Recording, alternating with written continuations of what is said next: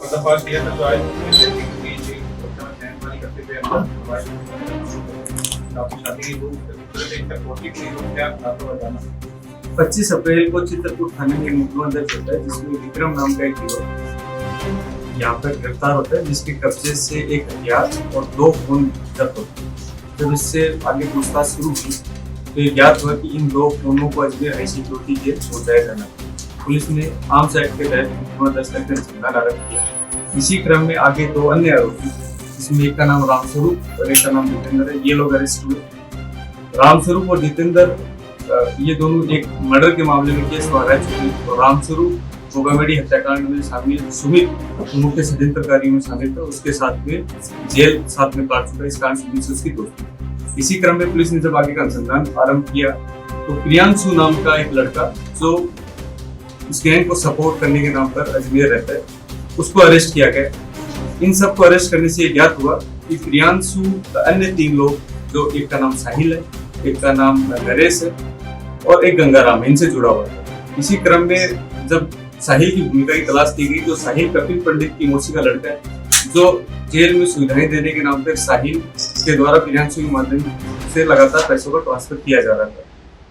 इसी क्रम में जब नरेश से अनुसंधान किया गया तो पता चला कि वो गंगाराम से जुड़ा हुआ है और उसके माध्यम से पैसे का एक लंबा लेन देन, एक्सटॉर्शन मनी जो बाहर से उगाई जाती है, उसका एक लंबा हिस्सा वो अजमेर पहुंचाया जा रहा है। जब गंगाराम से अनुसंधान किया गया तो पता चला कि 2 जेल कर्मी, जिसमें एक का नाम पवन और एक का नाम विक्रम, ये जेल में कैंटीन का संचालन का कार्य भी करते हैं। इन दोनों की भूमिका सामने आई कि एक्सटॉर्शन का एक बड़ा हिस्सा का जो पैसा है वो जेल में बंद ये जो हार्डकोर मुलजिम है, इनको सुविधाएं देने के नाम पर और इनको फोन रखने की अनुमति के नाम पर पहुंचाया जा रहा था। इसी क्रम में आगे सुमित, जो जिसके द्वारा बार बार वेस्ट जिले के अन्य थानों में भी लगातार धमकी दी जा रही थी, भरमाड़ा में भी इसी तरह का मुकदमा लगभग 1.5 महीने पहले दर्ज हुआ था, जिसमें लगभग 16 लोग अरेस्ट हुए। और इसी क्रम में एक धमकी हाल में 15 दिन के पहले एक मुकदमा वैशाली थाने में दर्ज हुआ, वो भी सुमित यादव ग्रुप द्वारा ही दी गई। इन सब जो मुलजिम है, इनको जेल में एक्सटॉर्शन कॉल करने के लिए जो फोन मिलते हैं या वो नंबर, जब ये एक बार धमकी दे देते हैं, कोई केस रजिस्टर हो जाता है तो नए फोनों की जरूरत होती है। वो फोनों की जरूरत को पूरा करना, इनको अच्छी सुविधाएं देने के नाम पे एक पूरा षड्यंत्रकारी रूप से एक गिरोह काम कर रहा था, जिसमें हम लोगों ने अभी तक 11 लोगों का अरेस्ट किया है, जिसमें सुमित भी शामिल है और जिसमें ये 2 जेल कर्मी हैं, उनको आज पुलिस ने अरेस्ट किया। इसी क्रम में एक गिरफ्तारी राकेश जांगिड़ की भी हुई है।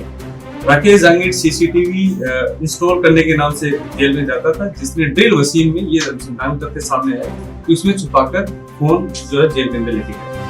कितने से मशीन को रैकेट गैंग सुमित यादव ने और भी क्या पहले भी मंगवाए थे, या ये जेल कर्मी है और भी वो रहा पहले के प्लान को सहयोग करने में। सुमित का जैसा कि मैंने बताया कि हमारा का इससे पहले जो केस हुआ था उसमें अभी तक पुलिस ने 16 लोगों की गिरफ्तारी की है। तो इस समूह के द्वारा लगातार व्यापारी को थ्रेट करने की कोशिश की जा रही है। पुलिस उस वारदात को भी हमने विफल बनाया और वारदात होने से पहले ही लोगों को पकड़ के इनको अरेस्ट किया। इसी तरीके से हाल में एक व्यापारी को वैशाली नगर में भी धमकी दी गई। तो पिछले 3 महीने में इस तरह व्यापारी को थ्रेट देने की उन्होंने कोशिश की।